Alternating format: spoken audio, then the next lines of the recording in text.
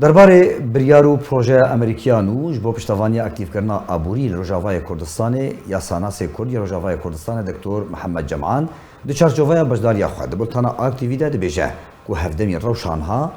بیل هف کرنا که بنابر انکسی و پینکی ده سودا هری بهتر و جپیدی ربا نکو جگلی کردره.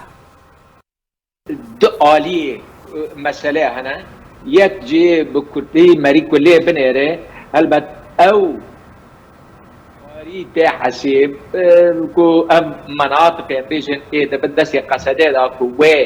نك يعني آلي آبوري دا باري وان سبق بكي و آلي كاريه بكي و مجال استثمار بكتر بكي آلي كده باش ويات كي لي آلي كي خوي دينجي هيا هل بتوكي ام ملت كرد براسي دبينه كو ام آلي كاري وياردميا لشكري إيرو كو إدارت كي شكل إداره كسن إداره او کسی اداره بریوا دبن دعم یاردمی جبو و کسان واجهه داره هلبت ام مسئله بنگهینه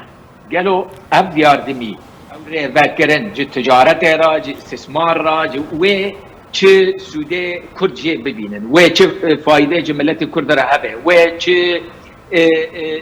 جه پیش رو جه بین ملتی را و چه فایده هبه بباوری من هیوی دوی بریاره دا تشتکتن جبو ملت کرد وکی دوزا ملت کرد جبر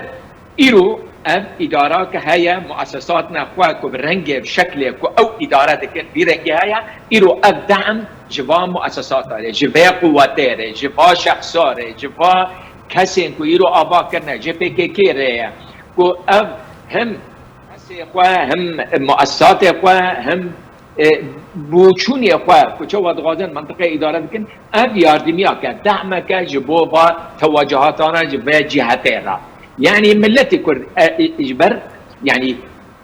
و فايده بكن اگر هاتو امريكا قرارك دا جبو چهار سريا که جبه وضع